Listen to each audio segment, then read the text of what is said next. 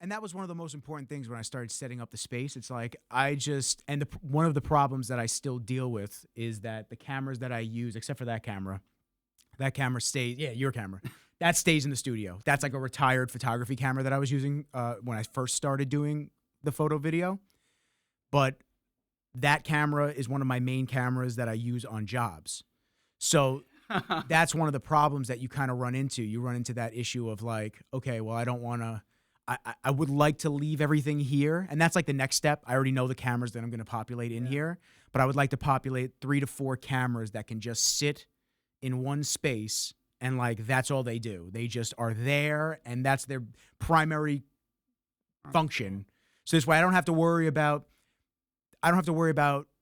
I shot different settings out in the field than I wanted to for the podcast. Yeah. Because it's like color temperature, it's the ISO, it's like all of these different settings that are just different based on the location. And here we have all the lights sculpted out already. So you want to just keep it the same every podcast for continuity. No, I get it. Yeah. Dude, we should start with problem theory. Are we started? Is this This is it. Dude, okay. I told you, man, this is it. I'm ready. Let's start with problem theory. Problem theory. This is something that I bring that mic to you. Just bring it into you.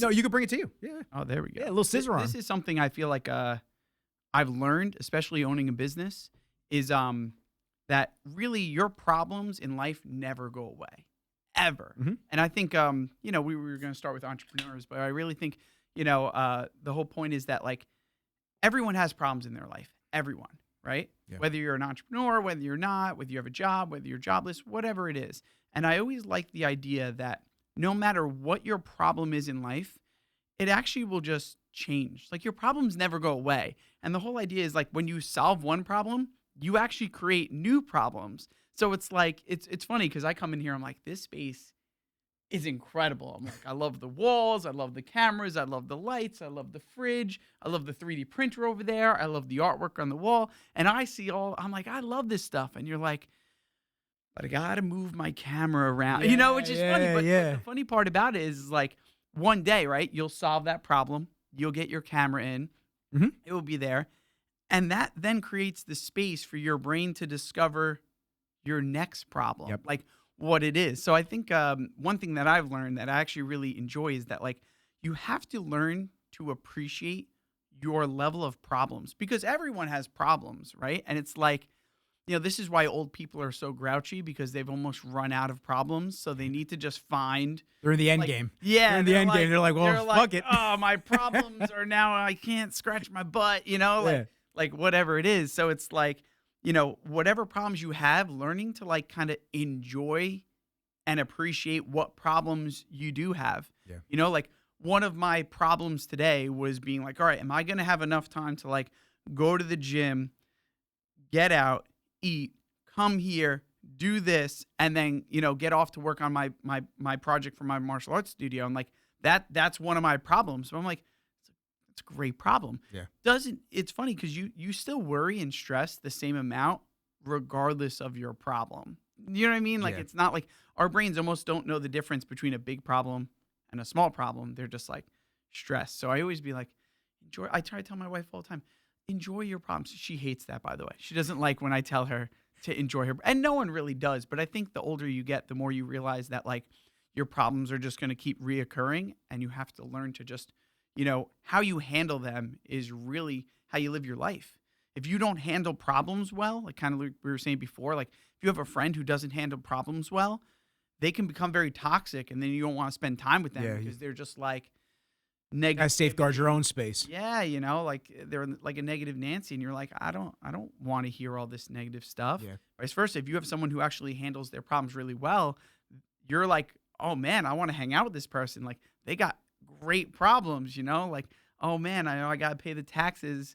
That's $50,000 on my new building, and like that's their problems, and you're like, I would kill for your problems. Yeah. Well, yeah, they resurface in different areas as you upgrade in life. They just resurface as different things. Yeah. Like one of the things that I say a lot is when I first started doing the production side of things, I couldn't wait until I had a dedicated video camera. And then I got that. And then it's like I couldn't wait until I didn't have to edit in my bedroom anymore and I had an office. And I got that. And then the office was so small because it was a starter office and it was paying $700 a month that I was like, I can't wait until I have a larger office. Yep. And it's like, and it's been the same thing with my apartments, just kind of just milestones that you go through in life. I was listening to Alex Hormozy, who I like listening to some of his stuff. Oh yeah, I think he's very cool, very concise, and like excellent speaker. Right to the point. I feel like he has such great connectivity with people that when he speaks, you're just like, I get it. I think he's an excellent speaker. Yeah, he gets right to the point. It's not like a bait and switch. It's just like, I'm going to tell you exactly what I'm going to tell you, and like that's what the video is going to be about, or that's what the podcast is going to be about. So I was listening to him, and he was just saying, like, you know, a lot of people wish to be in the next phase, the next step. I can't wait to have the Lamborghini. I can't wait to have this and that. And you forget that the problems that you have now that you're so tied up in mentally that are just weighing you down, those are easy compared to that next level problem. And you have to appreciate like the stages that you get in, because, you know, it's like you think back to when we were all younger and like playing handball and just hanging out. And we're thinking about all of these things, and you forget that you had problems then, and you had things that were going wrong on a daily basis, or that you were stressed about. Like the $100 AT&T bill that I had back then. I was just like, oh man, well, I got to make sure I get my hours at Best Buy, and my $300 car payment. I was like, oh, like that's a lot. And then things have upgraded to like, my car payment now is $600 a month, and you're just kind of you're not really stressed about it anymore because you're making the money that you need to make to cover that. But you still have like new levels, and it's just you almost romanticize about the old problems that you had. Like, oh man, I remember when I was in that relationship and the girl was stressing me out and this and that, and I was so stressed at the time, but it's nothing compared to like what I had to deal with as a married man. It's just, but we all want to go back, right? Like, like.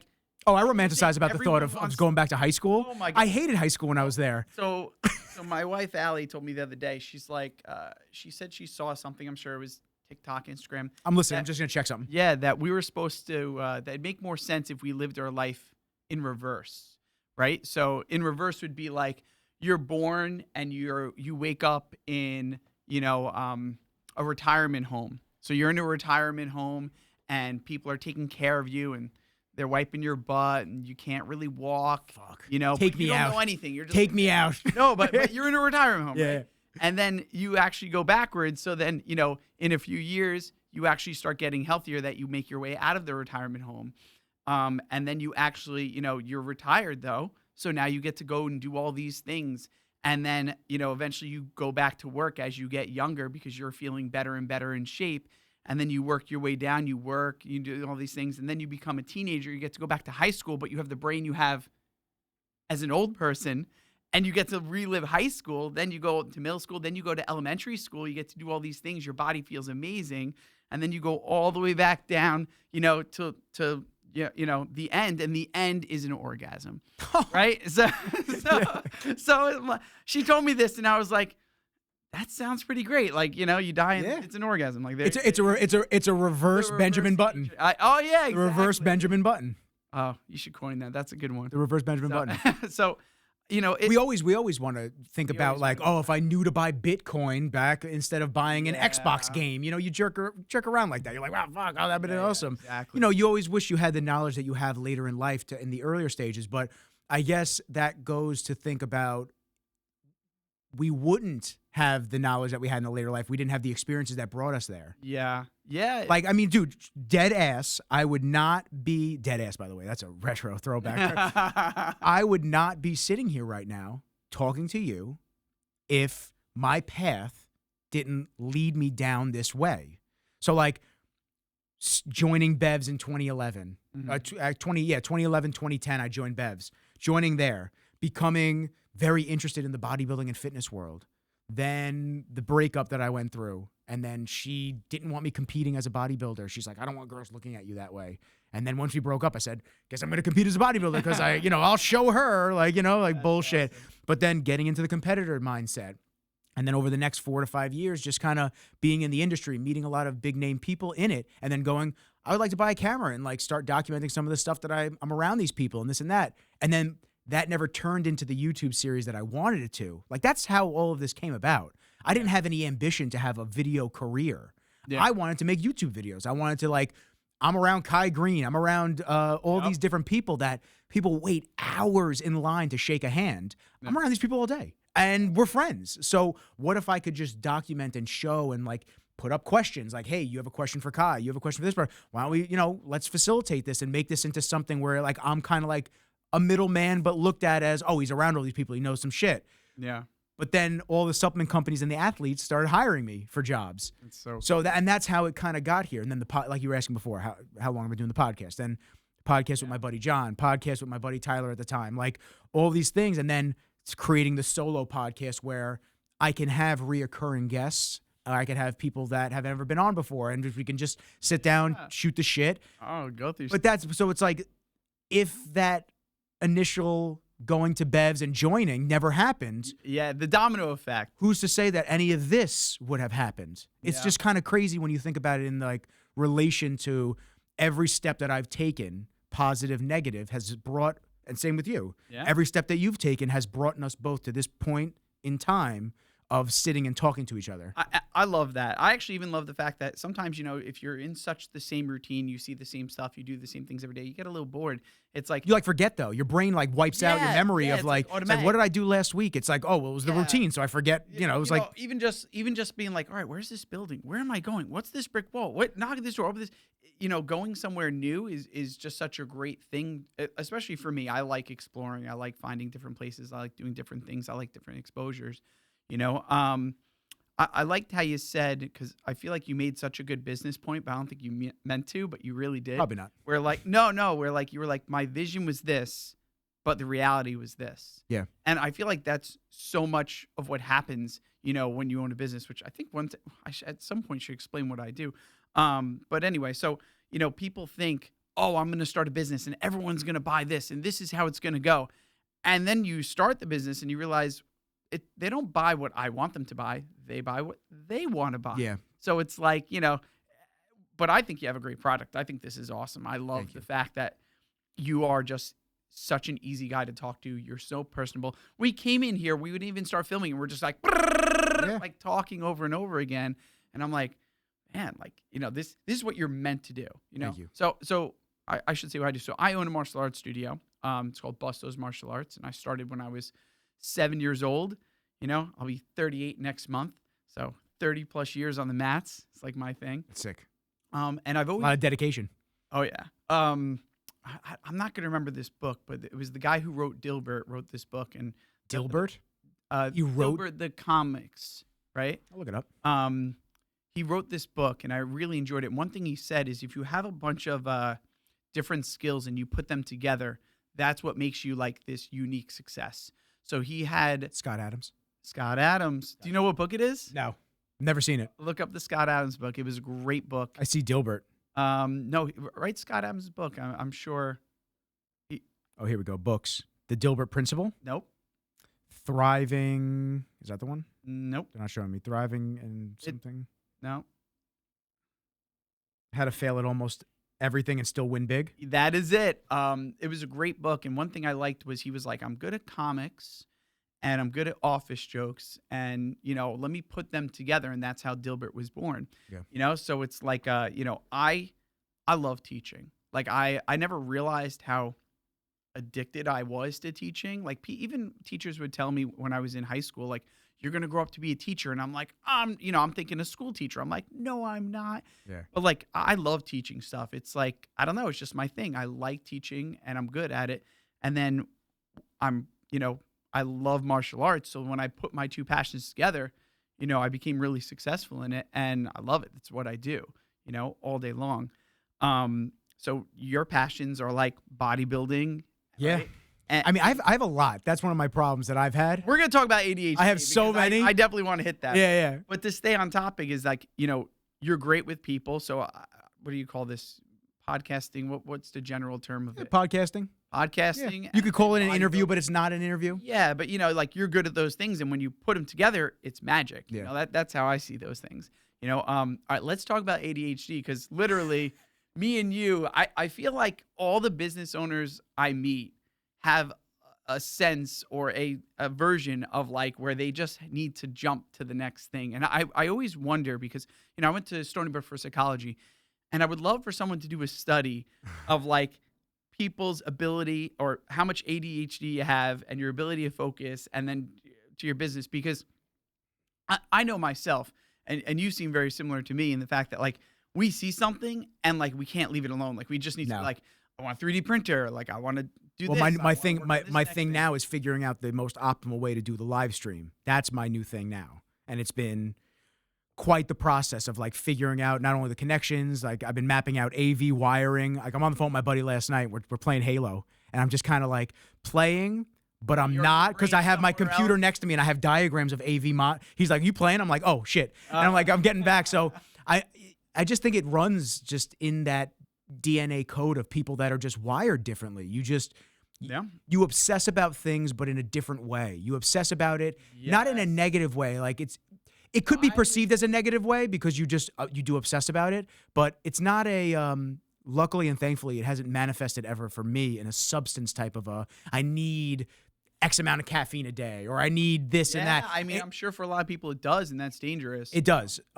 It's just manifested into I have something on my mind.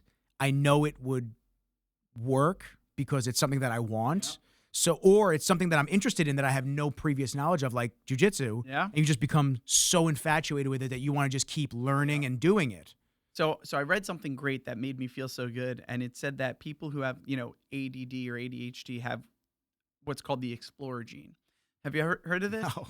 It's really cool. It actually made me, I slept better that night once I heard it. So it was pretty simple. It was basically like, if you're that type of person where like I said, I like to enjoy like a new place, like just being somewhere that I felt like I haven't been. I've been to Huntington. We come every Friday. We go to Hatch. We get breakfast here. Sick. Come on. But I've never walked up this staircase into this building, into this office. Yeah, you passed this building probably a million times. Yeah, exactly. I was like, there's a parking lot back here? Yeah. So the explorer gene is basically saying that people like me and you were the reason that new lands were discovered. So like if we didn't look at something and be like, what's over there? All right, what I found here. What's over there? What's over there? And we didn't explore new lands, we wouldn't, explore the globe. You wouldn't have new places. Yeah. So I'm like, that made me feel pretty good. Like, I'm like, I don't have ADD. I have the explorer gene. I just need to find different stuff, But I think as I get older, you know how people say like you're in tune with yourself? Yeah. I'm way more aware of what my strengths are and what my weaknesses are. Like I can tell you right now, I can't. My handwriting's terrible, and my organizational skills such, which AI has helped me so much with. I'll put something in there and it organizes it for me. I used to have a girl who worked for me named Sam who was amazing at taking what I could put on paper and organizing it. Yeah. She literally changed my life with how she was just able. And some people are built like that. They could just see things and like put them in order for you. That's not my strength. I used to think I'm just an idiot, like, oh, I'm just stupid. It's a different brain. It's a different brain. Different brain. Because, like, you have to play into your strengths. Yeah. Sometimes you're a genius in one things and sometimes you're just an idiot in other stuff. That's one of the things that has been a problem for me with scaling, because I have certain things that I'm not the best at or most proficient in, and that's where I want to hire people to like raise that bar so I can continue Let's doing. get into it. I'm ready. So I can just continue to do things on the other side where I'm good at, and that's really where it comes into play. But the problem is just getting to that point where you're ready to onboard. Oh man, and keep it consistent. I'll tell you a mistake I made that it was dumb, and now when I look back at it, I'm like, oh man, like how did I think this was good? When I was I'm going to say younger. This is probably 3 or 4 years ago.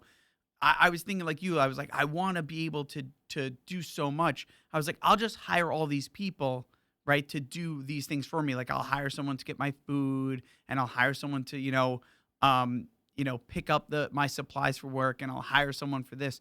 And, that was my mindset. Yeah, delegating out. Yeah, I was like, I'm just going to delegate everything so I could just sit and focus on my business and nothing else. So you're not working in the business, you're working on the business. Yeah, right? Those words.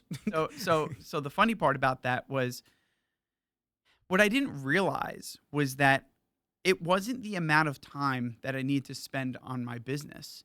And I was actually doing it backwards. People who have their stuff together, people who know how to run their business, do not need to hire people to go grocery shopping. They have enough time to go grocery shopping. They have enough time to go to the gym, get their groceries, to do all these things. And then they understand, all right, these are the magical things that I need to do. And if I do these things, my business will grow and get done. And I was trying to hire before there was really something there. And I did it backwards. I didn't realize I was doing it backwards. I was just like, my brain's like, all right, hire people, have more time, go. It didn't really make sense. Now it's a lesson. It's a lesson in entrepreneurship. Yeah. Well, I thought at some stage you think you know it all. And then, now I'm slowly starting to get to that point where it's like, I'm understanding, like, I just need to focus for a small amount of time on very important tasks and get them done. And those other tasks that sometimes you think are so important, they're not. You feel like they're important because in your brain, everything's important. But at the end of the day, it's like, no, it's really a bunch of really small tasks that you have to really pinpoint, and get on top of. Yeah. That if you do that, your business will grow. Like, even just like your business, like in reality, no one really cares about a majority of all. Like, if your plant dies, no one cares. No, they're not gonna be like, oh, this plant dies. I'm not listening anymore. This guy sucks.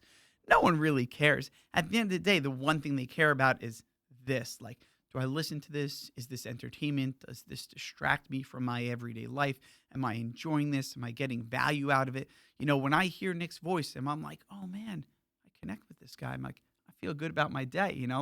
Like that's kind of what it is. Sometimes I feel like when I listen to audiobooks, it is like my therapy for the day. Unless you have a bad reader. Oh, but you know what I mean? Like, Yeah. you hear something and it connects and you're just like, oh man, like that feels good. Especially when it connects on a level where you're like something you obsess about or something you think about all day.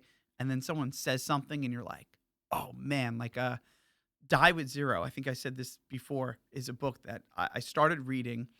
And I think I started reading it because I was listening to another book and they're like, I learned this from Die with Zero. I was like, what's Die with Zero? Let me listen to it. And it was actually really cool. It was about how basically that to be rich in life, you want to have all these experiences. And kind of Jesse Itzler, I'm not sure if you follow him. He's one of my favorite people. Amazing guy.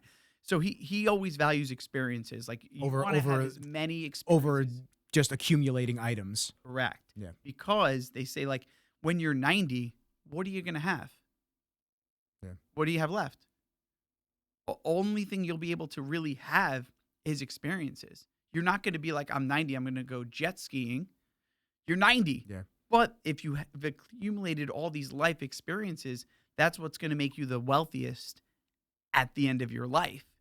And like, this is just an example of something that I read, and I was like it hit me, and I was like, this is great.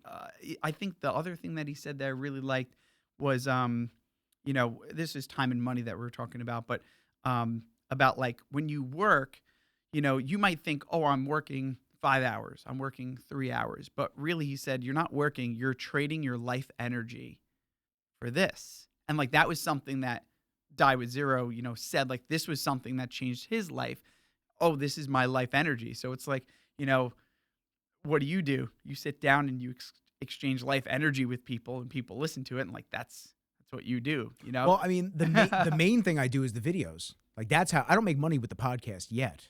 The main thing I do is the video and photo. I think this is the coolest thing. I'm very envious. I also am a talker. Yeah. At some point. I mean, listen, I have to explain to a lot of people that want to get into this. I've had plenty of clients that ask me for advice on podcasting and stuff like that. I always use this. So I apologize to anybody that has heard every episode and they listen to it and it's the same thing over and over again. The biggest thing that I give the example of is Joe Rogan.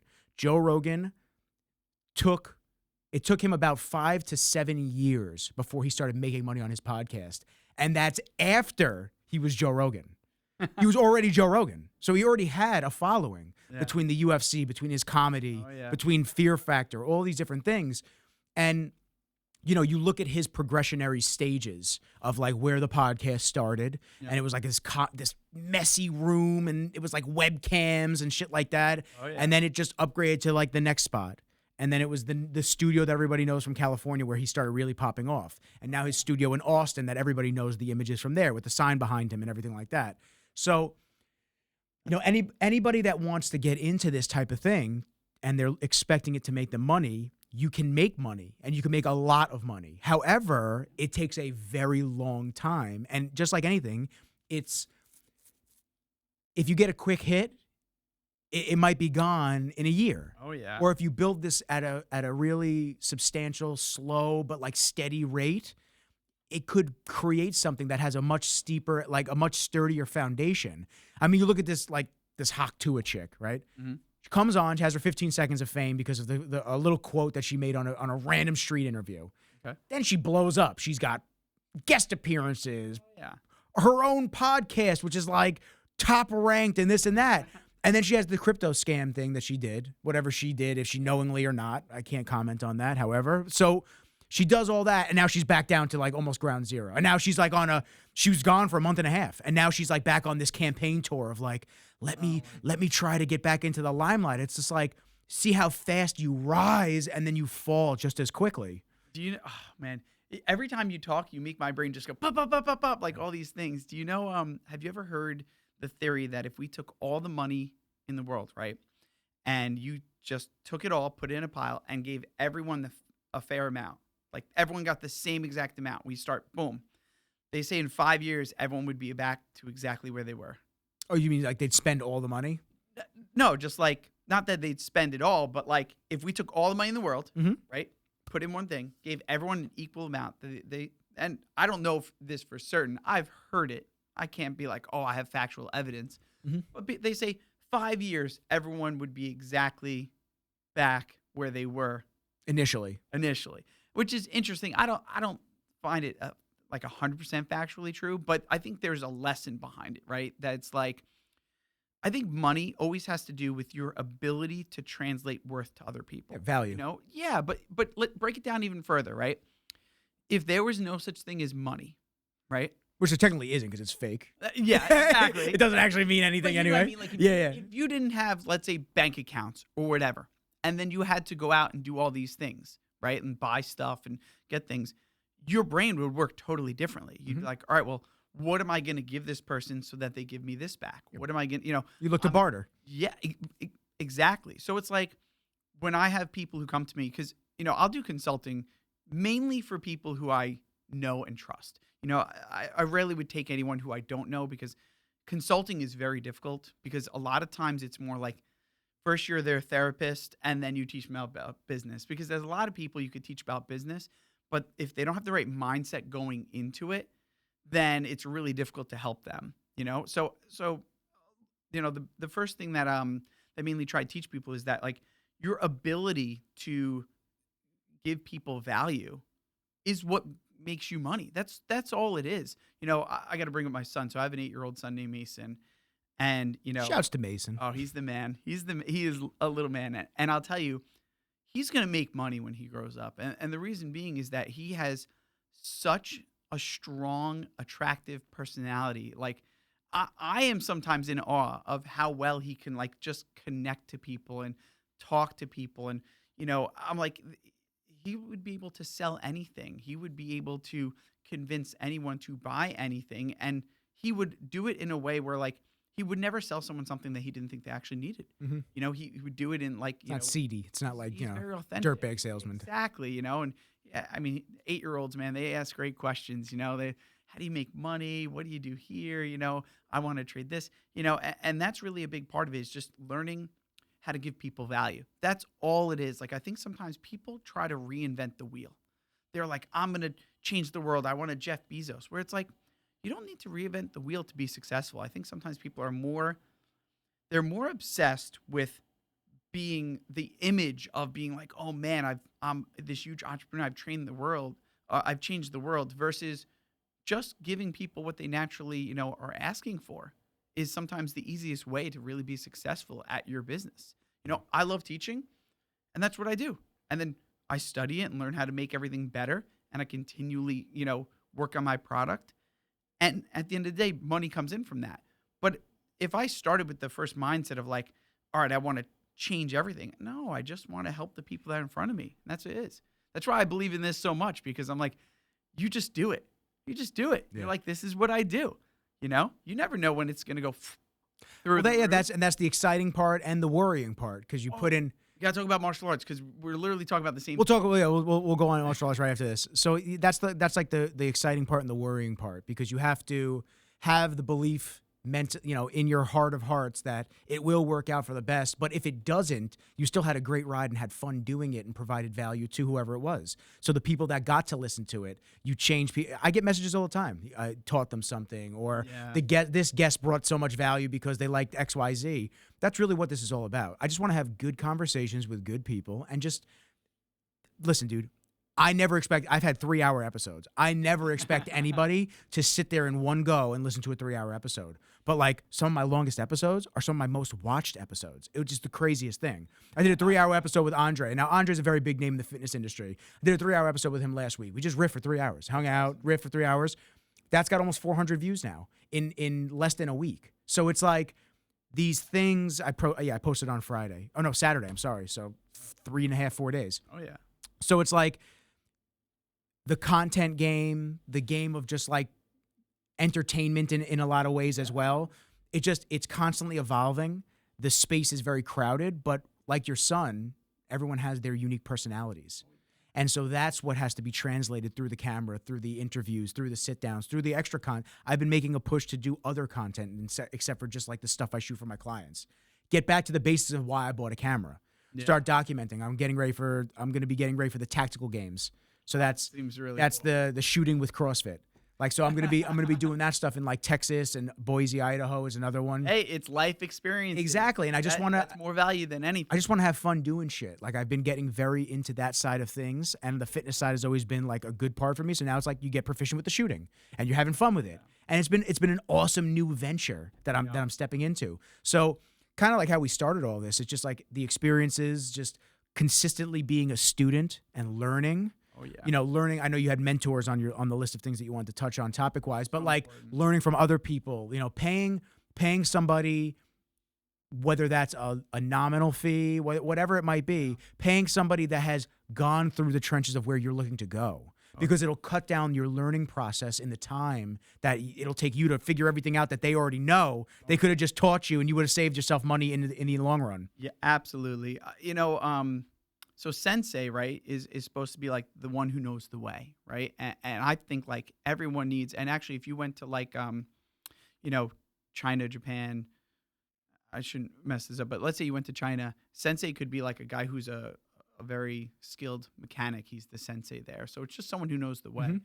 So I just think it's so important to have mentors in your life. Like, it's just so helpful. Sometimes, they're just there to be like a post, like security, I have a trainer that I use named Aaron Lauder, and he does calisthenics training. He leaves me the best voice notes ever, and sometimes it's just simple stuff like, you got this, or, hey man, don't worry about the workout. It wasn't your best, but next time you're going to get at it. And like, it's all those little things that help so much. I just think it's so important to have people in your life to kind of like help you along the way. And I think a lot of times people, they overthink this chapter. People want to help you. They want to. Like, when you find someone who's done it before, they're excited to tell you about their story, their journey, how they got there. You have all these fitness guys on there. They all have these great stories. They love sharing them. Who doesn't like telling people about, the things they learned? I think a lot of times not enough people take the time to be like, why don't I reach out to some mentors? I'm not afraid to fail in any way. I actually went on, I don't even know how I got there. I think I went on like a college website because I wanted to find someone to help me with like marketing. And they were former people who were like CEOs or high level at the time of their career. Like, they were marketing CEOs. Then they retired, they become college professors or whatever. And you can reach out to them, and for free, they'll mentor you. That's cool. So I actually met one of my mentors for free. Now, I ended up paying him to do my marketing, but he taught me so much about marketing. And like, it literally was because I was like, let me just try. Let me just see. Like, you can't be afraid to fall on your face from time to time. You can't be afraid to just fail. Because even those failures are the learning experiences. Yeah, or even like you said with doing this, you're like, I tried this, didn't work. Try this, didn't work. Try this, didn't work. Let me tell you something, because you're gonna laugh. So doing all the live streaming stuff, figuring it all out. This is a pretty expensive. It's fun and it's just like eye opening on a lot of levels. So like this is a pretty expensive mixer. I bought this mixer when I moved into this office because I wanted something a little bit more robust, something that can stay here and I can just like leave it here. Because the other mixer that I bought was another very expensive mixer, but it was portable. It was for video. Okay. So and sound and location sound. So I'm watching literally right before you got here. I swear, watching a video on YouTube.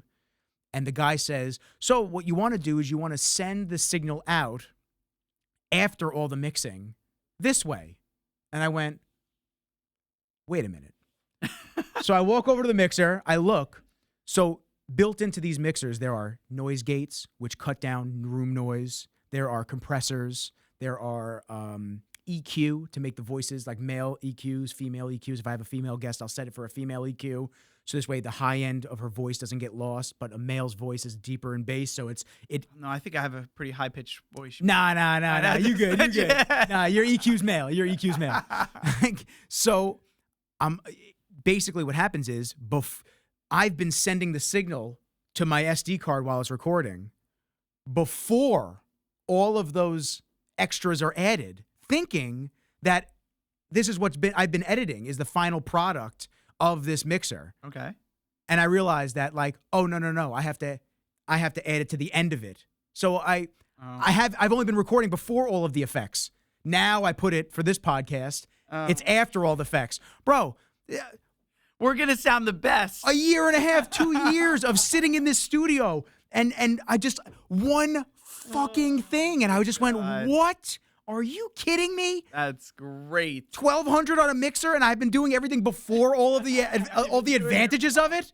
So I literally wrote the comment on there. I went, I have been on my YouTube account too, which has all my podcasts. I'm like, I have been recording all of my podcasts before all the effects. Your video helped me realize that I have to send the signal after. Oh my God. I said, dude, you learn something new every day. This is not that I mastered this piece of equipment. So much value, right? But I'm like, what? So pumped. Like, what? This is fucking crazy.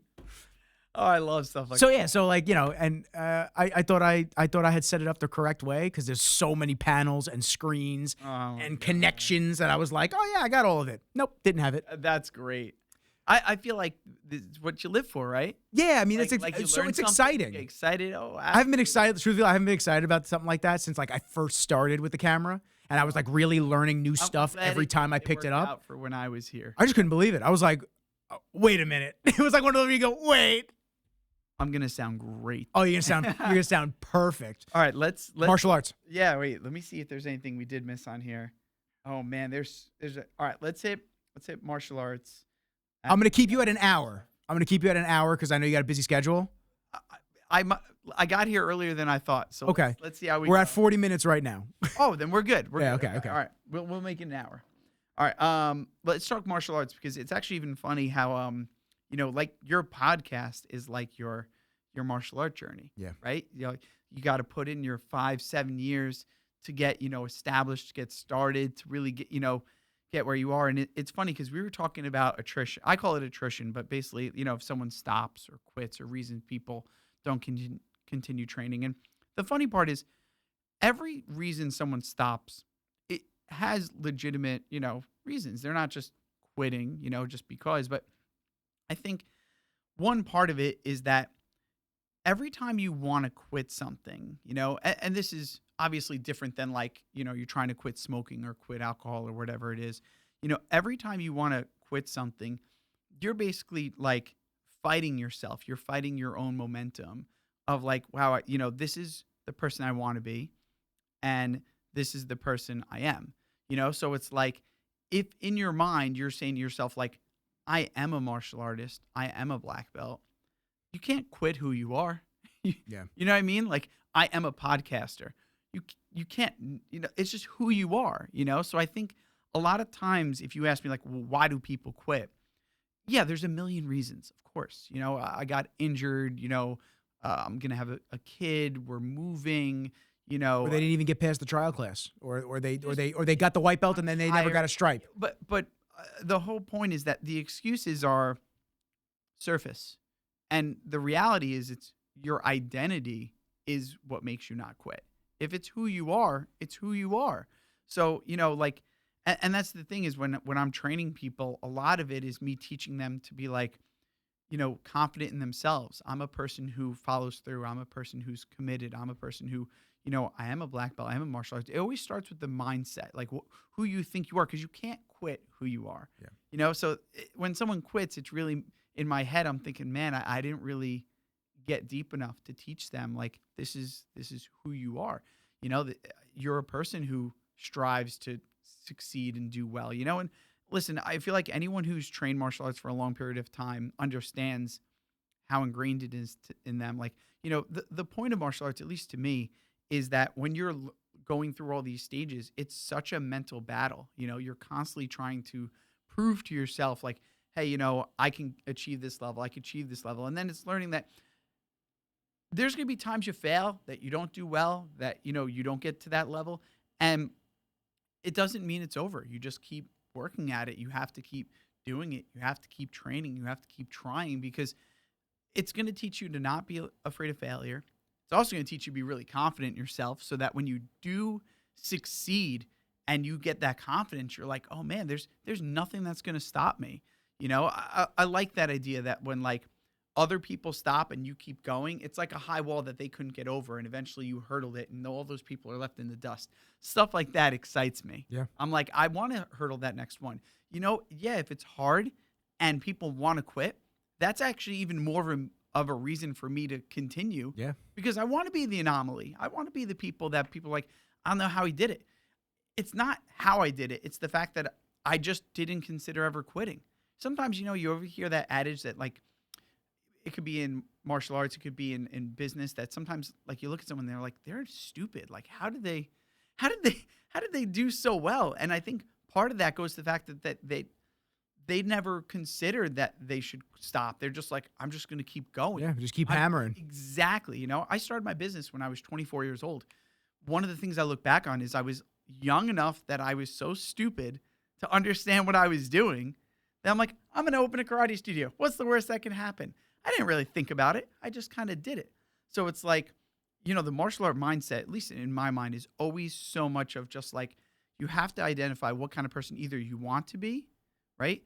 Or what kind of person you're going to be, right? And I don't want to say fake it till you make it, but like, you want to keep telling yourself, like, I'm this type of person.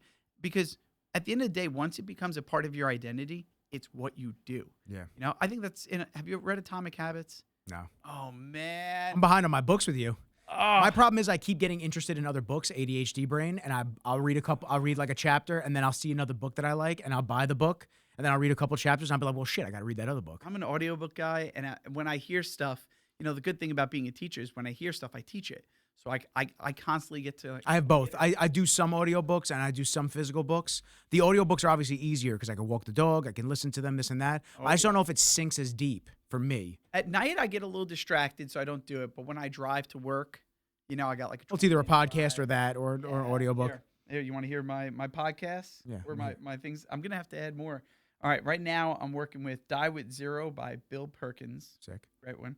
My friend recommended this. I really liked it. It's called Never Split the Difference by Chris Voss, and it's a hostage negotiator book.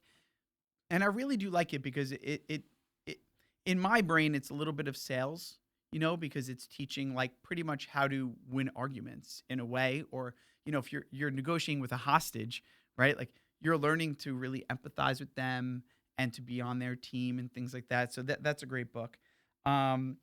Gary John Bishop, one of my favorite books. It's called Unfuck Yourself. Yep, I know that book. I'm a little obsessed with the accent. I don't know what it is. I have to listen. I have to hear the audio then. It's funny because when I listen to a section of his book and then I think about something that he says, in my brain I have the accent. Yeah. I'm like there.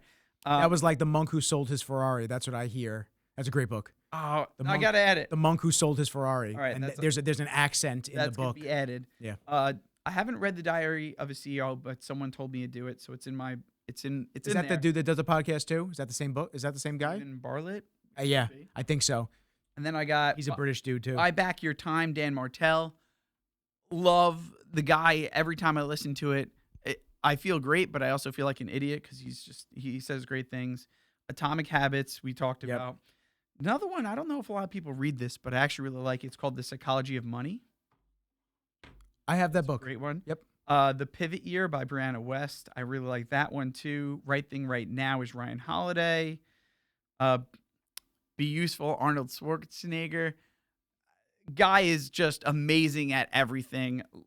Hands down one of my idols. Just amazing. I'll be at the Arnold later this month. Just amazing. It's cool. I get to see him every day. 12-Week Year is a great one. Worthy Human. Oh, Don't Believe Everything You Think.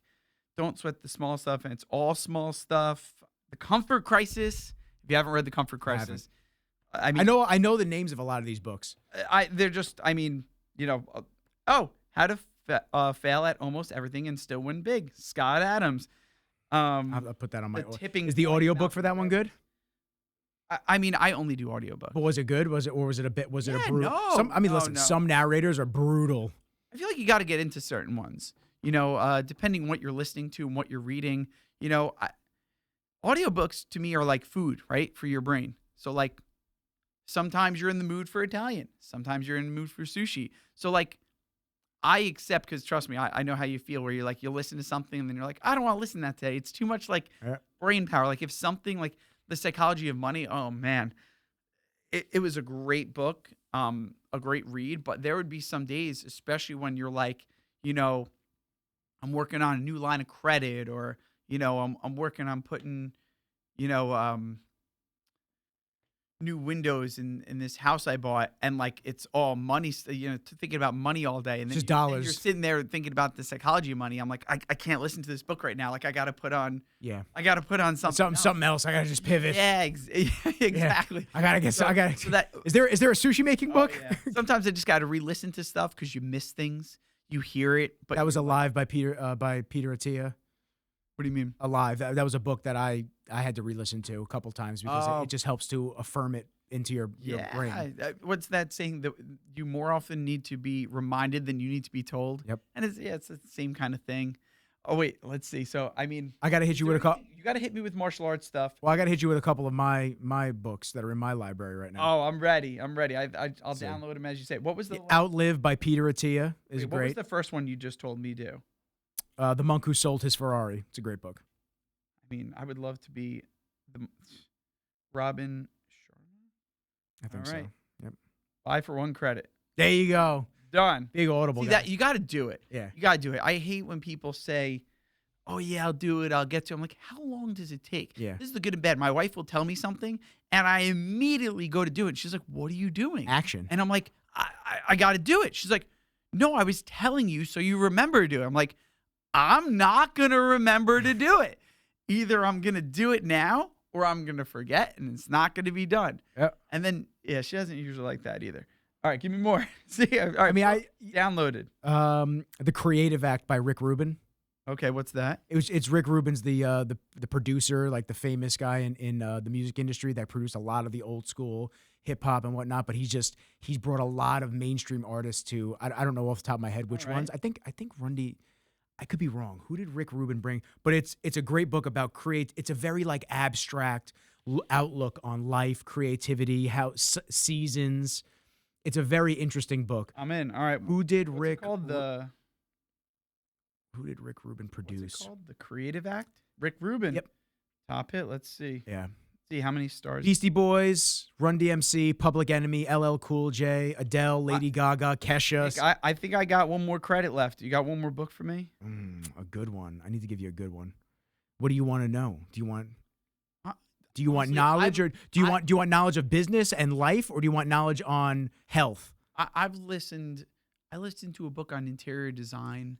I listened to a book on storage, because you know what? Sometimes I think people are too obsessed with being like, all right, I'm on real estate, so I'm going to listen to all the books on real estate. I got it But for like, you. what? I got it for you. I'm ready. Digital Minimalism, Kyle Newport. What's that? It's about being as minimal as possible in a technologically advanced world where it's everywhere, I feel like I've and how heard to of this gain. guy. He's really prominent in that. Love it. It's a great book. I have to reread it because like when I first listened to it and I started applying those lessons, Mhm. my brain felt clearer. But unfortunately, being an entrepreneur, you slip back into your old ways of like Gotta reread it. constantly being on the phone and answering everybody. Like I've turned off a lot of my notifications, Yeah. but I still have that unfortunate impulse to like check the phone. I have two phones. I have this phone, and then I have my personal phone, which is just my mom, a couple of my friends, and my cousin, my immediate family. So when I'm checked out and I don't want to have social media or anything like that, there's no social on the other phone. I think it's over there. I'll tell you. Oh, it's right there. I'll tell you something I did that I really liked. Have you ever heard Darren Hardy? No. He's he's a excellent speaker. I've been to one of his seminars before, and one thing I think he liked that he said, it was like, if we're playing a football game, right? It's fourth quarter ends and the game's over. Game's over. That's it. So like sometimes you have to treat, your business brain, your entrepreneur brain, whatever you call it, you have to be like, quarter's ended. It's over. It's done. Cut off. Now, I say that, and then I we do slip what back we do. into my ways. Yeah. But one thing that I've done that kind of helped me break that cycle a little bit, it sounds weird, but having a little bit of a hobby that kind of distracts your brain. Like, my dad was super handy growing up. And when I say super handy, I'm not saying like, he hung a picture frame. I'm telling like he put a skylight in our house. That's sick. And like went to the basement and like drilled into the foundation to find the pipe to put a shower and toilet and sink. And I'm like, Dad, how did you know? Oh, well, it's a straight line from here, Mac, or straight out to the street. I just, jackhammered it and I figured I'd find the pipe. I'm like, do you know what my wife would do to me if I was in the basement of her house? Jackhammering, saying, I think the pipe's here. It's like Step Brothers. Do I hear a drill? Is that a drill? No, it's my toothbrush. Oh my! She would have a conniption. Yeah. So my dad was super handy. So one thing that I've done that kind of helped distract myself is I just was like, I'm gonna spend a little time being handy, and just little stuff. Like the other day, I was teaching my son how to spackle a wall. Little difference, nothing crazy. Yeah, not revolutionary, but enough I'm like, as a young man, he should know how to do these things. I'm like, I'm going to, insulate the garage and sheetrock it, and like call my dad up, stuff like that. And that's actually really helped me kind of turn off stuff. And then believe it or not, when I get back to work, I feel more creative, I feel more energetic. Sometimes when I'm doing things that are mindless, your brain gives you new ideas. Well, that's why they say go take a walk without headphones, without your phone. It's so hard. I know it is. I know. Just go out. The technology brain or thought process in the back of your mind is always like, what if there's an emergency? What if I get a call? And then okay, I'll take it, but I'll put it on do not disturb. And it's just like, it's not the same. Yeah. If you had just went out there and just experienced like the ambient noise, the cars going by, this and that. I'm fortunate where, like, especially when the weather gets nice, living in the village, I walk from the village all the way up to Prime with the dog. That's awesome. And then I walk back. It starts to suck when it gets a little too hot for him because he's in Akita. Yeah. So it's like he's dying of heat, and he's just like, okay, I can't go that far with you right now. Yep. But you had dogs on the list. Yeah. He was at the vet this morning, my buddy Mario, and it was a stressful morning for my guy. He has epilepsy. No. He has epilepsy, so it's like dealing with that since he was 2. Now I'm dealing with, first off, he's 100 pounds, which his dad was 63 pounds. Oh, man. He's big, and he's not fat. So it's like, I even asked my buddy Mario, who's my jiu-jitsu buddy, he's the vet. Yeah. I was like, dude, is he fat? And he goes, no, dude, he's lean. He looks great. I was like, okay. He's just growing and growing. But like his new thing is he's on all these meds for the last, year and a half. And he's been doing great, knock on wood. Problem is, like, now I think it's because his weight's increased. He's looking for more food. He's vomiting midday because he's like so empty stomach. Oh, man. So it's just like this whole other, like you talk about problems. Yeah. It's just this whole other thing because it's stressful. His medicine's every 12 hours. Yeah. So it already kind of puts bookends of my day. It's like 8 a.m., 8 p.m. It's like you can't really do anything after 8 p.m. because now the dog expects you to be in with him. And then it's like before 8 p.m., you get everything done, but you have to be home by 7:30 to give him the food and his medicine. And it drives you crazy. But it's like, you think on the other hand, and obviously I don't wish this, but you think on the other hand when he's gone. And you're just like, you're relieved in one way, but now you miss your buddy. So you're like, it's like other problems. So it's just like, okay. Yeah. You try to remind yourself when you're getting upset in the midst of like having to juggle the dog constantly. You just go, one day you're going to miss him. Just like enjoy. Yep. You know what?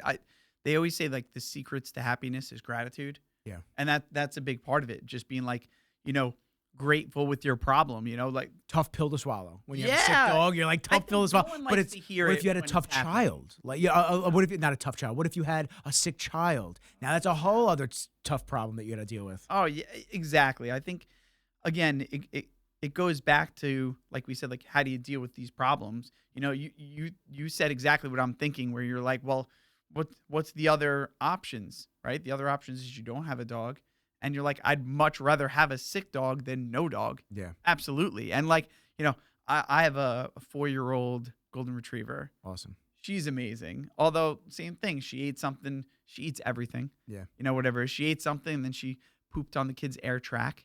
Not poop. She like diarrhea. Oh, yeah. And then I'm like, but then I'm like, you know what? He did that at 4 Great. a.m. one time. Great Yeah. problems, man. Yeah. Like, if you're lucky enough to have some family member in your house pooping anywhere, it's a great problem. Compared to other problems in the world, yeah. Yeah, it's a great problem. I would take those problems, all day. Like, no one wants your dog to be sick. No one wants your kids pooping on the floor. But at the end of the day, you just got to appreciate those Where you're problems. at. Yeah, you just got to learn to appreciate it. It's funny. You brought up, or in my head, you brought up two things. There's two things I'm working on. One was, we were talking about audiobooks, and I've actually been slacking on audiobooks because I wanted to get my real estate license. Okay. One of the inspirations was the fact that you hear these guys who are, 80 years old, they served in the war, they were a lifeguard, they did this, and they have all these things they've done in their life. I'm like, how did they do that? And I'm like, they probably just started doing it. Yeah. They just started doing it. I used to teach a guy, and he was a skydiving instructor. I'm Different seasons of life. yeah. So I'm like, you know what? I just want to get my real estate license. I love learning about just anything. I've bought a commercial building. I've bought in a house. What else could I learn? So actually, I do that now, and I'm loving it. Some chapters are terribly boring, but some things I'm learning and reading, I'm like, this is great. It's awesome. Love it. The other thing that you said, this is my brain going everywhere. You're good, baby. Was about, enjoying your problems, this and that. Is one of the other things I said to myself is I wanted to write a book. Now, I've always said I wanted to write a book. Who doesn't say they don't want to write a book? But what really got me was, I probably started writing a book, I don't know, maybe when I was 28, right? So maybe 10 years ago or so. And I finally found, a bunch of chapters of it. And I looked at it and I was like, I still didn't write. I was like mad at myself. Yeah. Like, because this is that's like the you watch Family Guy? No, I don't. That's like Stewie constantly nudging at Brian. He's like, finish that book? Huh? He like, keeps nudging at him. He's like, come on, huh? You didn't finish that? That's how it feels. Yeah. But, it's hard to not get down on yourself when you don't do things. You know what I mean? Like, I'm sure people feel like this, but with other areas of their life. Like, I wanted to, get this car. I wanted to join that martial arts studio, and I just never had the courage to go inside. Yeah, or whatever it is. So I'm not sure if there's other people like this. Maybe some people. I'm very motivated by when I get upset. Like, I don't know what it is, but like when someone upsets me, that's when I feel like I do my best work. Like you said with your breakup, like when you're like, dude, you can't be a bodybuilder, and then you're just like, watch. Yes, I can. What? But like, dude, you're more motivated by when you're angry. 240 to 150 in a year. But you did that because, and I was away at college, bro. Like, I think man. back to that, exactly what you're saying. I think back to that. I'm like, and you get heated. How did I do that? I was so dedicated. And no one could tell me anything different. Like, that was what I needed to do. So look at our brains jumping everywhere. But so anyway, so I actually was like, I buckled down and I wrote the book. I got 10 pages left, and it's literally called 100 Pages to Happiness. Who knows if it will work? It might not. But the reason I say that is because the theory is that each page is one anecdote, let's call it, of how to become happy. And the one thing I do like about it is the fact that if that page doesn't reflect you, you just flip it and you have a new one. 99 more different days. And it's funny because there were some days I was having bad days, and I read my own book and I felt so much better. And I was like, wow, this is a great, this is a good book. This is a good book. This is a good book. Yeah. But it's kind of the same thing with your podcast. Like, no one might ever buy my book. Okay, fine. No one buys my book. But like I love writing it. Like I love, especially And it when worked it's and it worked out for you. Like you enjoyed producing it. yeah, and yeah, exactly. And like especially like when you love the process of doing it and like you have to work on yourself a little bit and you like get it there and now I'm at that stage where I'm like even if no one reads it, my kids will have it. They'll remember it. They'll they'll look back on this. They'll be like, "Oh yeah, Dad wrote a book. Only 5 people bought it and one was his mom." But you know what? Yeah. Still wrote a book. That's a big Gary Vaynerchuk thing, is enjoying the process. Enjoying the process, which I have to remind myself constantly because the process hasn't always been smooth sailings, but that's also why I got that canvas. Oh, love it. Smooth seas, never made a skilled sailor. I'm a quote geek. I love I saw that, and I told my mom, I was like, I got to put that in the office, and she was just like, well, is that wishing that, that could be like double contextual, like I'm like, no, I'm like, Mom, no, that's not what that fucking means. I was like, it means that that's what makes you a skilled person, is dealing with all the adversity that you have to deal with, all the trials and the tough days and all the shit, all the times you didn't want to do the work but you had to put it in anyway. And that's something that I have to constantly remind myself of. It's like you have to fall in love with the process and just enjoy. You have to enjoy the small office while you have it. You have to enjoy the podcast that you had no listeners and then all of a sudden you blew up. And now it's a lot more stress to continually put out content as opposed to like, yeah, I'll get out an episode a week whenever I get it out. Like I'm very relaxed with my schedule. I try to do one a week at minimum. I try to do one a week. Sometimes I do 2. Sometimes I've done 3, 4. But I always try to just put out one a week. But then let's say 5 to 10 years from now, I have a huge following and they're requiring daily podcasts like Joe Rogan does. Oh. That's a new level of stress. Getting a guest for every single time that you want to do an episode, or like, topics. And I hope I make the cut. Oh, you always will. Come on, bro. I don't care how big I am, man. I tell people all the time. I've had people I was like, come on the podcast, come hang out. And they just go, well, I'm not famous enough. I go, I don't need famous people. Famous people suck sometimes. Like, I don't need famous people. I just need real-ass people to come hang out and just shoot the shit. Because just like this, we go on 40 different topic sprees because we can. It's not like we need to talk about X, Y, Z. We need to do this. There's so many nuggets, so many good. Yeah, dude. Oh, man. So it's always a good time, man. So you're just doing the karate right now? Because I know when we linked up last time, you had Get Tanked. Oh, man. Hit me with the sore spot. So yeah. I didn't know if it was still around. Yes. No, actually, yeah, listen, that was one of my ventures that I really loved. I was very passionate about it. It's actually a good point. Like we said, I loved it. Didn't mean everyone else was going to be like so into this and stuff like that. And when it was good, it was great. When we did like Flex on the Beach, I had a whole bunch of people doing it, but running the operation was a lot of work.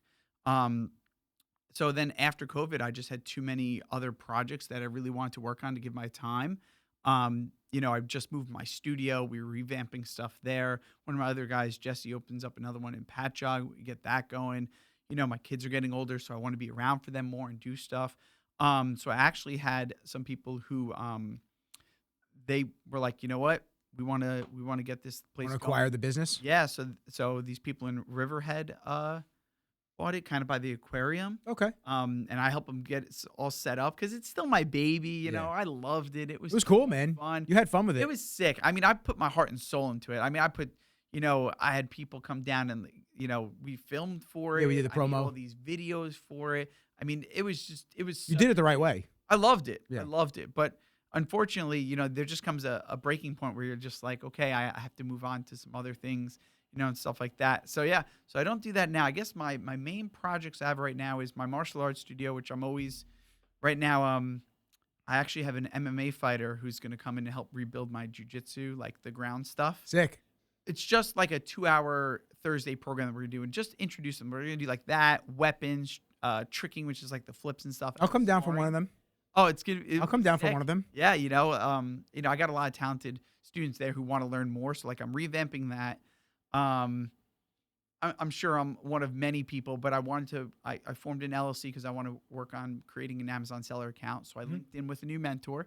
And listen, it might work out, it might not, but I'm loving the process of doing it with her right now. I'm learning a lot about the process. So that's like my other thing. I actually am looking into buying like a small business. So I'm in the process of I have like 2 businesses that I have to start like vetting and checking out and stuff like that. And I'm very interested in doing that because I used an SBA loan to buy my martial arts studio business. Not my martial arts, my building that I put my martial arts studio in.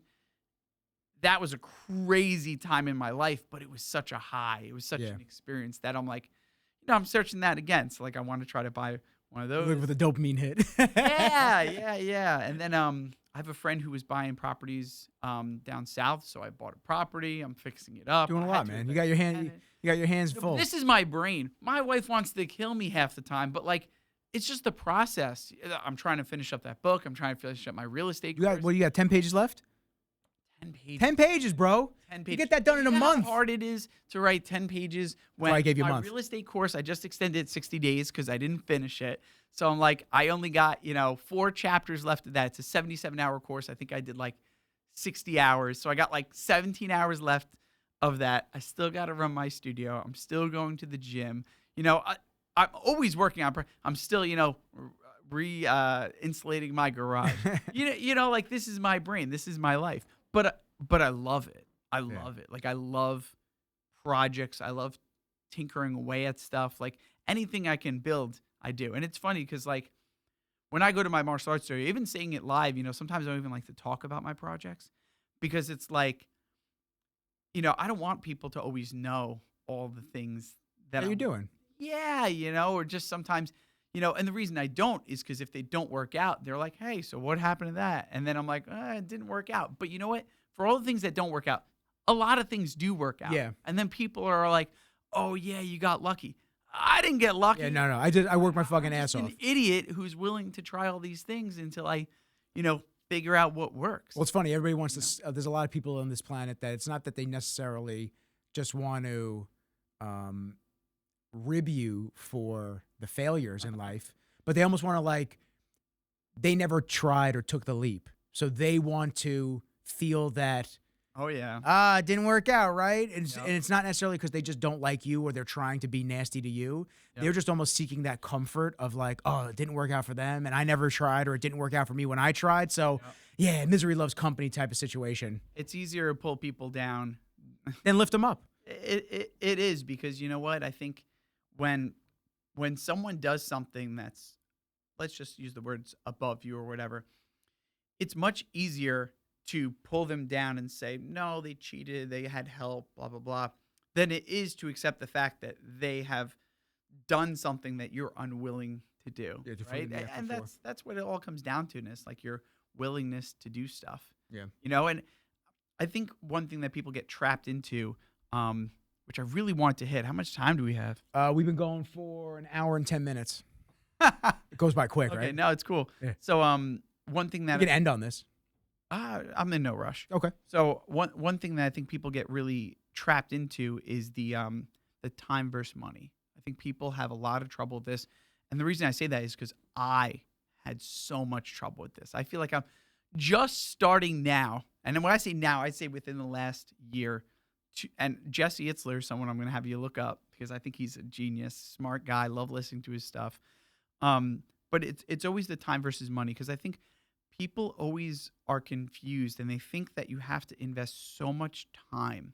Everything's like, I'm putting in hours. Like people, how when you were a kid, I'd be like, Nick, what time did you stay up till? Yeah. And you would be like, 2:00. And I'd be like, I stayed up till 4:00. Yeah, And in reality, we both know we were in bed at like 10:30. Yeah. Right? But you lied. Jam's on by 9. Yeah, and you were like, I was up till, I didn't even sleep for the last 3 days. Like, everyone's always trying to one up it. I feel like it's kind of the same thing where now people want to say, I worked 80 hours. Yeah. I did this. I'm hustling. I'm grinding. Just giving themselves little medals and accolades as they go. Yeah, I'm like, I don't want that. That's actually the complete opposite of what I. Yeah. How efficient were you in those 80 hours? Yeah, I told you I'm a big fan of Darren Hardy, and this one thing that always sticks in my mind that he says is that you came home from a crazy day, right? And your spouse or whoever you're home with goes, "Oh, all right, so what'd you do?" I don't know. It was just it was a crazy day. I had so many things. All right, so what'd you do? And you're like, I just ran around like a monkey. Yeah. You didn't really get anything done. Now I am, I just try to be very smart with what I do. Very time Efficient. conscious, very Efficient. time efficient. Yeah. I'm like, to me, and listen, I love my martial arts studio. I love teaching, but I'm also not willing to just work as many hours as I used to all the time and put all my hours and energy into it because it's just draining. And I'm like, I'm not proud of that anymore. I'm more proud of when I go in, I'm rested, I have fed, I teach my butt off when I teach, and then that's it. Like today's technically my day off, and like I'm working tomorrow, I'm working Thursday, and then I'm off Friday, and then I'm only going for an hour or two on Saturday. And like reason being is because I'm working on all these projects. A lot of it is mental work on my studio, which I like and stuff, but I'm not grinding out my life. Like, you know what I mean? Like what this is the hustle culture is wild. Yeah. And it's very interesting to see because there's a lot of people in my field that do the same thing. It's like, oh, made it to $60,000 a month with retainer clients. And it's just like, okay, but you didn't breathe. You barely slept. You're miserable. And I mean, for me at my high point, I had 8 retainer clients. That's a lot for one person to juggle content needs for all these businesses and people, personalities, following up on invoices, planning. Oh, I get it, dude. Man. It's you're running 8 businesses. You're literally sitting there like a meme with all the hats on, just sitting there, just like in the fire, like the dog. Everything's fine, and you're pocketing all this money, but it's like the quality. You're cutting corners because you can't sustain that type of energy output. It's impossible. And that's something that I've really tried to be cognizant of as of late. I want to have a lot of money, and it's not even because I'm gluttonous to be rich. I just don't want to have to worry about like, oh, Whole Foods was $280 this week. Yeah, I don't want to have to have that feeling. And I make great money, but I still have that feeling because I'm constantly checking in with pricing and like, okay, well, this insurance is due or this business expense. Let's hit the psychology of this. This is my forte. I literally just talked to my mom this morning. We were just talking, and she's just like, I forget that every January and February, all of my annual subscriptions are like due. I go, I'm getting hammered right now. Squarespace, my royalty-free music sites, and all this stuff. God. It's like 500 here, 800 here. You're like, what? And you just start to like watch all of this money just exit. Yeah. I know you know Sam Schwartz. I'm very close with Sam too. Like Sam and I used to talk about it all the time. It's just like every time money comes in, it goes right back out. Well, it's very hard for people to understand. I totally get it.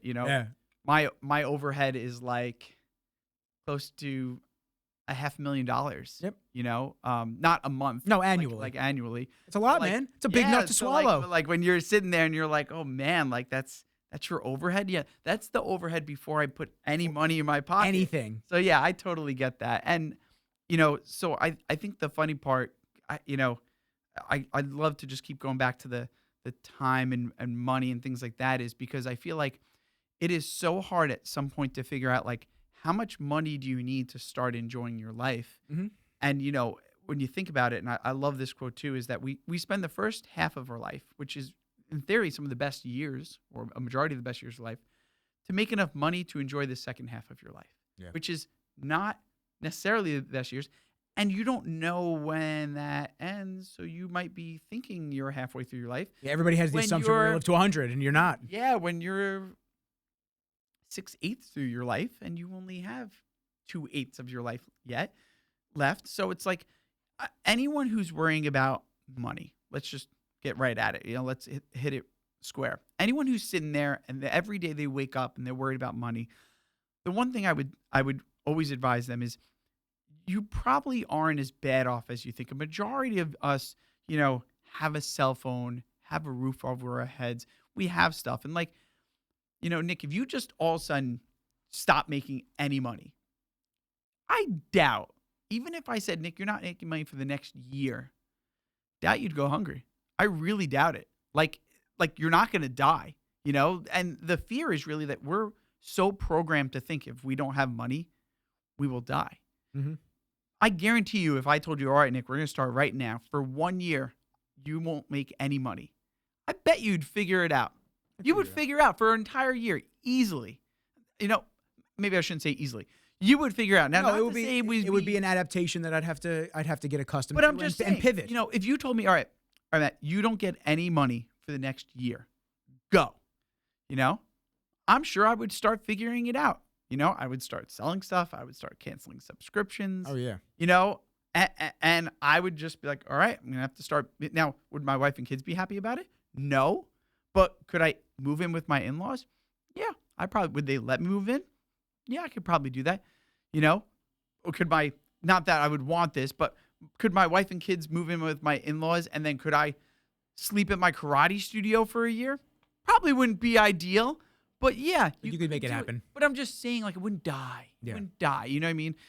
I also probably wouldn't leave my wife and kids with my in-laws. No, I wouldn't let that happen either. I'm just saying that, like, a majority of times, I think we need to accept the fact that the fear of not having money, right, is not going to kill us. It's also the fear of the unknown, though, in life in general. No, but People get worried about things that they don't anticipate or not planning for.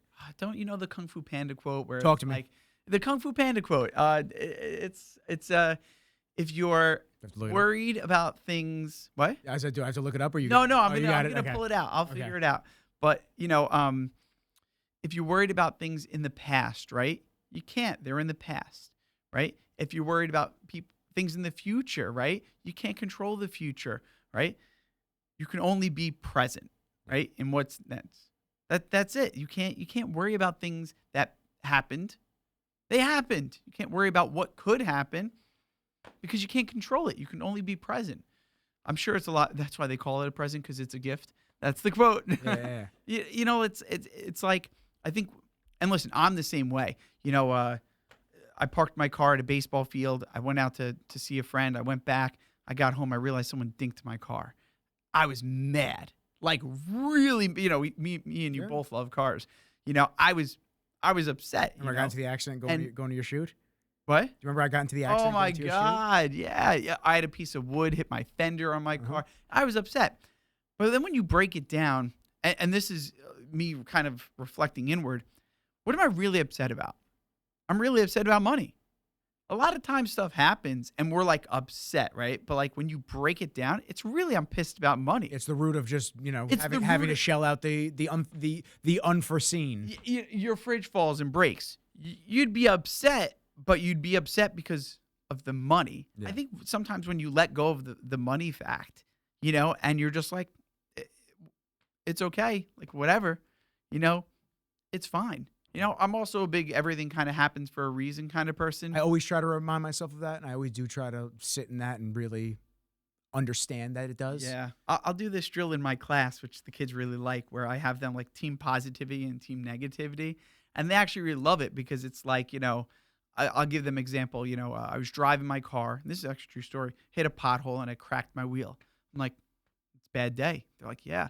And then they're like, all right, so then you'll get a new tire. I'm like, all right, I got a new tire. But I actually got new rims for my car, which, you know, you're a guy. I had a Honda Civic Type R, cracked my 20-inch wheels, got some beautiful, nice 18-inch wheels. I probably would have never done it hadn't something bad happened. So, you know, again, and I know it's hard because I think a lot of people stress about money. And I get it. And I think it's also hard to be a person who doesn't stress about money and then people who are like, oh, it's because you have money. That's true. But when I was a kid, I was pretty broke and I didn't stress about money. And even when I was working my way up in my studio, I didn't pay myself for 18 months. The crazy part is I didn't stress about money, which is so crazy to me because now I look back, I'm like, what an idiot. I was like, whatever. You know, and I think the reason being was that I just knew in my heart that like if anything went wrong, I'd figure it out. I think I stress more about money now than when I was theoretically a lot broker because of my, you know, having a family and kids. Well, because you also know dependence that. Well, yeah, you also know that the level that it's brought you, and God forbid that it wasn't accessible to you and you didn't have the money for a while, you understand that the scale back that's required until you can get back to that status of that level. We're back to problems, like you say. The higher you go, the further you fall. Yeah. So it's like, yeah, you want a podcast with 10 million people, But then let's say you say the wrong thing and And now everyone's trying to cancel you. yeah, and it's like, but listen, I'm not a negative person, so let's No, I not know. even Yeah, say it. yeah, yeah. But, yeah, I just think, listen, if you're a person who sucks, this is at the end. We should put this at the beginning. But if you're a person who stresses about money, I think one thing you have to understand is it's just your brain trying to keep you alive. That's all it is. I think a lot of He times knows it's a resource. it's just our brain. The reason our brain does that and stresses about money is because it believes that if we don't have money, we won't be able to barter and get food and survive. But most of us are going to be able to figure it out. Yeah. And it's easy to say, don't stress about money. But if it's affecting your quality of happiness, it's something you should work on. Yeah. In my book. Yeah. always having sales jobs and then working retail. That was always a big thing for me because I always got my check every 2 weeks. And then I go off on my own to do the video stuff and no check comes in 2 weeks. And I went, huh. And then I'll never forget that feeling, man. For a couple of months there, it was weird. I was like, oh, it's just you don't get paid if you don't have jobs. Yes. It's just like, interesting. Like, this feels weird. But you know what? To flip the other side, so I taught at Bustos Martial Arts in Plainview for 10 years before I did my own studio. So, I started at 15, and then 24, 25, around then I started my studio.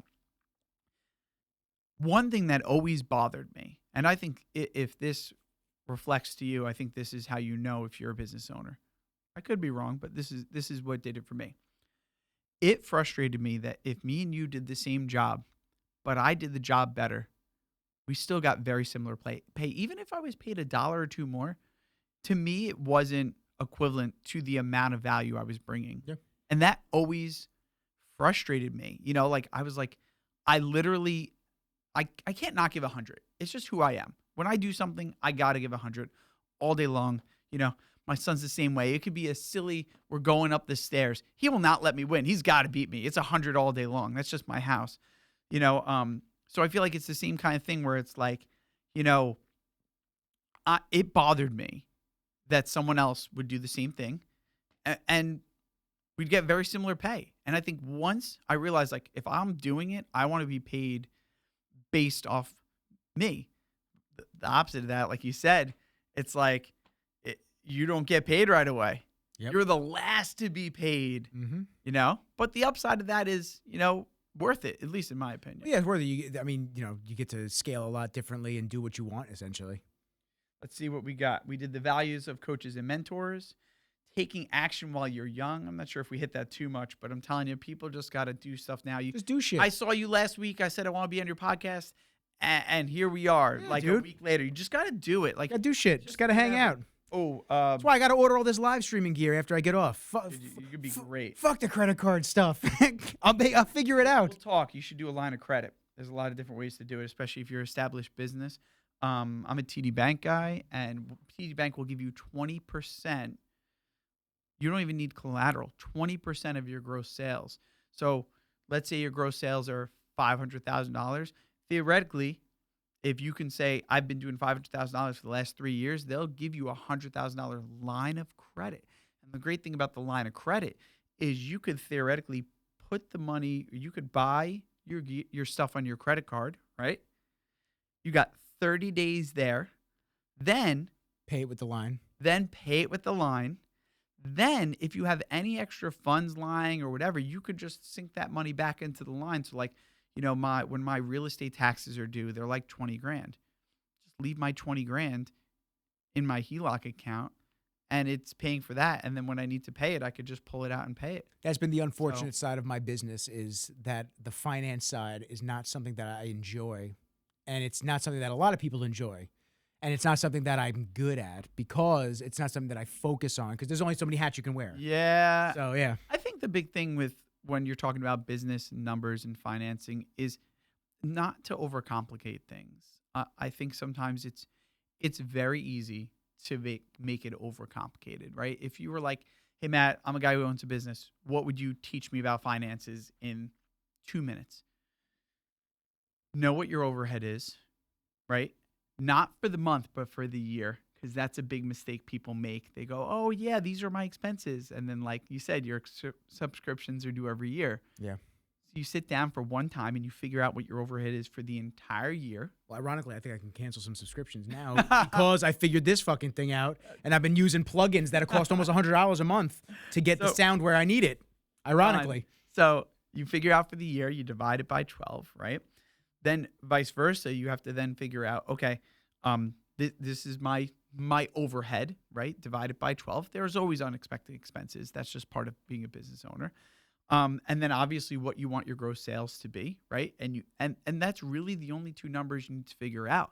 Like overhead and gross sales that you need to hit. That's it. Like you don't need to reinvent the wheel. Now, I always like giving myself a little space. Like if I want to do 80K this month, I really should be aiming for 90K. And if I fall short, I hit my goal. Yeah. A lot of people, they aim for their goal, they fall short, and they're like, why didn't I make it? I'm like, you have to start higher.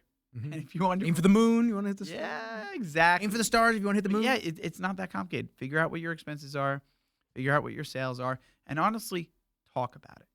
A lot of people get very, I don't know, maybe it was our parents' generation. They don't want to talk about money, right? And it's like I've got exposing. I've got twofold unfortunate. I've got my parents split up when I was 2, and money was always a battle between the two of them. So that was always a problem. That's tough. And it was it sucked. It sucked. It was just like that was like mom would ask me to ask dad because she didn't want to. Man. Yeah, and I told her that too. I was like, yeah, that was kind of fucked up. Money's taboo, man. People don't want to talk about it. Not that it put a bad taste in my mouth because I don't want to sound super dramatic, but it definitely didn't keep it in the highest of lights for me because it seemed as though that resource was always like a little bit of a struggle to get. It wasn't just flowing for everybody. That's essentially.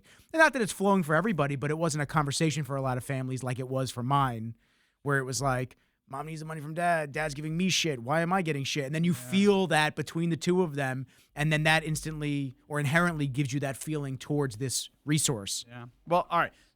So Spencer is my accountant. Yeah. And he's literally like my best friend. Now listen, sometimes he tells me things about my accounts. I'm like, oh no, don't tell me. He'll kind of put me in my place on certain things. I'm like, okay, don't. And then vice versa. I'll do some things and he'll be like, all right, great. That was a great move, And I think he kind of holds me accountable for it too, to make sure like, hey, you got to know these numbers or things like that. And I think if you own a business, there's got to be someone there either holding you accountable for your numbers, or you gotta just talk about it more. As weird as that is, my mentor from my martial arts studio, I talk numbers with him all the time. I have a friend who owns another martial arts studio. I went over there to pick his brain. We just talk numbers. We just talk it. And I think it's as simple as that. Like, even if it's something you're not comfortable with, you gotta just get comfortable with, because, at the end of the day, you're the guy figuring out who's getting paid, how much you're getting paid. I think it's really hard for business owners to always value themselves. They're always like, oh, I can't charge this much because, it's this, this, and this. But we're used to giving the objections in our head prior to just like setting the standard too. Yeah. I mean, think about it like this, right? If sometimes you think, okay, I need $100, right? $100 to cover whatever. Then you start taking out all the things of that $100. I got to pay this. I got to pay my insurance. I got to pay my car. I got to pay my electric. I got to pay for my equipment. I got to pay for my drinks. I got to pay for this. And then you have X amount left over. And then I say to them, well, what about retirement? And they're like, what? We're almost just thinking about this, but like other people, they get paid, right? They have their salary, and then they have their pension or whatever they have there. So it's like, sometimes you have to think in those terms now, that you need to make sure that you charge appropriately. I keep saying Darren Hardy, man, a million shout outs. He did this calculator I loved.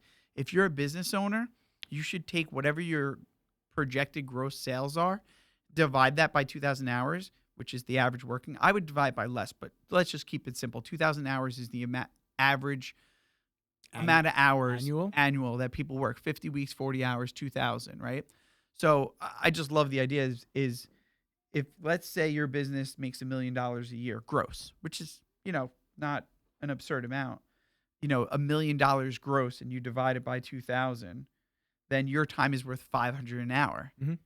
I love that math. Yeah. That's awesome. And people are like, well, how can you charge $500 an hour? And it's like, it's not that you're charging $500 an hour, but if you book, a shoot with somebody, and it's a $5,000 job. Well, they're not. They're paying you for the shoot, the actual shooting aspect, the production, the pre-production, the post-production. Yeah, I'm just the saying, gear, the ability to know how to use all the gear and bring it. Yeah, I'm just saying it's a $5,000 job. It's like that gives me 10 hours that I can work with to secure the shoot, do the shoot, produce it, and give it back, or a budget to work within it.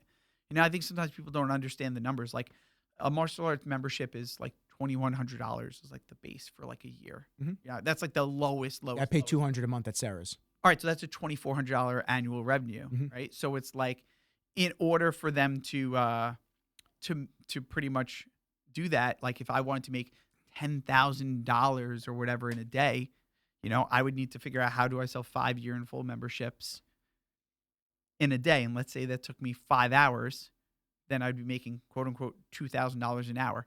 Silly math, but you know what I mean? Like sometimes I think that's so confusing for people. If you tell them you're worth $500 an hour, $1,000 an hour, $2,000 an hour, they can't understand it because it's not like someone's sitting there handing them $500 every hour they work. Yeah. It has nothing to do with that. It's just the fact that if you work and you produce X amount in that's sales, what it is. That's what it is. And that could be so confusing for people. And they don't know their annual value, right? And they're just like, oh, whatever. I'll do it for $50 an hour. That's a lot of money. But your business is making $300,000 a year and you're doing it for $50 an hour. You could be paying someone $25 an hour to do it. Yeah. That's where you could hire people. Yes. I got to get to more the back end stuff. Oh man, Nick, we're gonna gotta get into the back end stuff. All right, so let's finish on something good. I'm gonna let you pick the finishing one. Well, let's hit the excuses club. That was the only thing that I feel like maybe we jumped around a little bit, but I don't know. Why do you feel like a lot of people, find excuses? I feel like I've been doing a lot of talking too. No, I mean you're my guest, so that's I everybody hears me a lot.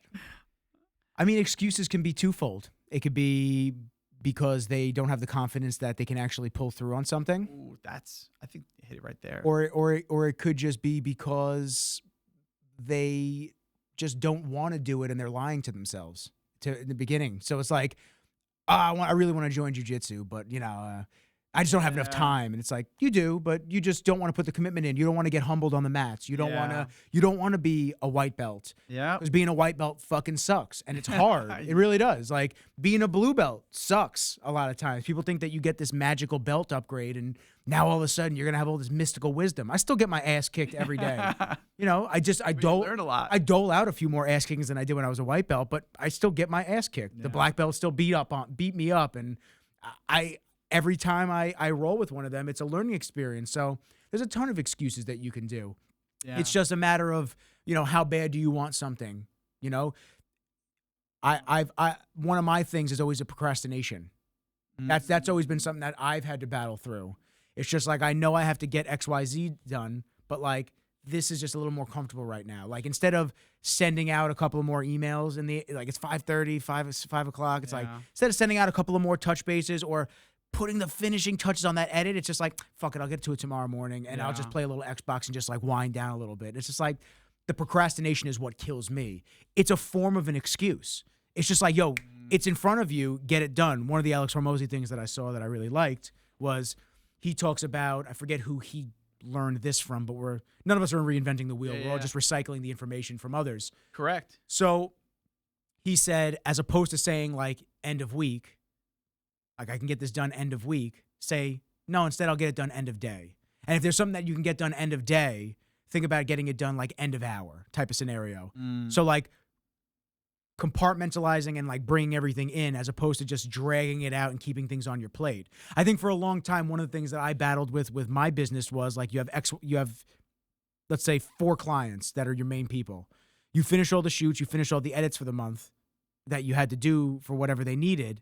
And then there's a part of me that didn't want to not have something on my plate. So you stretch the length it takes to do something out because you don't want to feel like I'm sitting here twiddling my thumbs like I don't have anything to do. Yep. You almost want to, that last edit I could finish right now, but I want to just like keep this and then for a couple more days. But then unfortunately, unforeseen circumstance as a business owner, a last minute shoot books, or you have to pivot something. Yeah. And now the day that you plan to edit, now you have a podcast, you have a vet appointment, you have this, you have that, and you're just like, well, fuck, now I had to edit till midnight the night before to get things done. Yep. So I think there's a lot of different variables that go into it. I think for me, an excuse can be a form of procrastination. That's one of my excuses that I make. But excuses can be seen in a lot of different ways for a lot of different people. Yeah. You know what? You hit, Nick, man. I love how you give it, like, you literally I have a lot. just so many things you hit my brain, but you're so right. You're so right. I think one trick I learned for kind of battling excuses is to just do a tiny bit of it. Yeah, I think you've heard this maybe with, like, even with people who write books. What they'll always do is they'll leave off like half a sentence. Or let's say you were, working on putting up a piece of sheetrock and, you were too tired to really put all the screws in. You'd put in a screw halfway and leave it. And then later when you walk by and you see that screw halfway out, you're like, I got to put that in. And then you get into that mindset of just getting things done. It's getting started usually is the biggest thing, getting started into it. Even with people who do martial arts, sometimes the issue is not the class. It's actually the action of getting to the class, like putting on your clothes. Yeah. That's why Atomic Habits I really love, because it basically talks about shortening all those things to make it easier to begin the habit. More actionable. Yeah. So like if you have an excuse to start something, like same thing, like you want to start an Amazon business. Well, start looking up how to start an Amazon business. That's like the first step. Or like, I want to sell stuff. Okay, so make an LLC. I don't know how to make an LLC. Well, go on Bloomberg and file for one. Okay, I filed for it. I might have done it wrong. Okay, the minute you get your letter that says you messed it up, and you rectify the issue. Yeah, so it's a lot of times it's just starting. Yeah. And doing it. But the second point was even better. The fact that people who say they want to do stuff and then they don't do it, you're right. They just actually don't want to do it. Because I think I've had that myself before. I was looking into a franchise last year and was very interested in doing it. And I think part of it was I really wanted to build something again. But at the end of the day, I ended up not doing it. And the reason being was because I really didn't want to give up all my time again. Yep. So like, yes, did I want to do it? Absolutely. But I didn't want to give up my time, and I wasn't willing to do that. And you know what? That's my excuse or whatever. We all have them. But I think when you're trying to make massive change in your life, when you're like, I don't like the direction I'm in, or I want to fix something, or, I don't have enough confidence for it. You have to learn to just, get the excuses out of the way and get started. Just do something.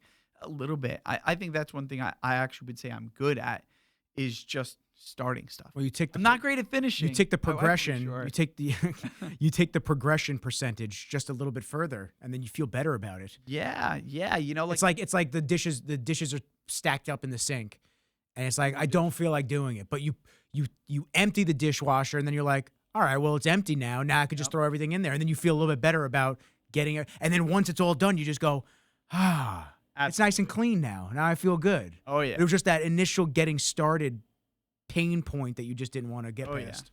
Yeah. Oh, yeah. No, Nick, this was a pleasure, man. For sure was. I actually just realized you have Blockbuster Video right up there. Is that from a movie? Nah, you know what? I saw that as like the last Blockbuster just sitting there as a relic in time, and I just liked it. That's sick. I was like, you know what? I fucks with that. I don't know. This is 80s babies, or are you 90s baby? 90, 91. Oh man, I'm an 87. But like, that's right. Best two. Best childhood, toughest adulthood so far. That's what we had. This group. Oh man, no, that's cool, man. Yeah. I'm looking at that. I'm like, that's. I used to do a wide cam, so when people used to be able to see the wide camera, they used to see it. But like, I just have the two on us right now. But it's definitely a cool little pick, man. Oh yeah, that's inspirational, man. Yeah. Hey man, thank you so much. I had a pleasure. I appreciate. I'm gonna listen to the whole episode. Oh, for sure, dude. You gotta let me know if there's different like cuts and edits that you like. Listen, plug for your karate studio where people can find you. Sure, yeah. Oh, Bustos Martial Arts. I'm in Ronkonkoma. Ronkonkoma, and you also have another studio. So the other one is owned by this guy named Jesse Molin, and he has one in Patchogue. Patchogue, okay. Yeah, so like I'm like his mentor. I'm actually going to his place today. Check it out. That's awesome. Yeah, it's on one of my lists. So everybody, if you have any interest, please definitely follow up. See my man over at his studio, and I hope you guys enjoyed the episode. I mean, a lot of gems. A lot of gems, I baby. had so much fun. A lot of gems. We'll have to have you come back. You come back. You come hang out. We'll get more topics. Let's go. But then next time, by the time you come back, it'll be live streaming. So we'll do. No, I'm expecting a camera here, right? That doesn't move. Well, yeah. I need 4 of them. So Okay, at $1,200 a piece, it'll be a slow We'll do the build out. financials after this. I got it. Everybody, please like, share, subscribe, do all the things that, people on YouTube and all these different content sites ask you to do. It helps me to continue sitting down with amazing people like Matt and conversing and giving you guys some gems. So on that note, I appreciate everybody for fucking with us. But for now, peace. Later.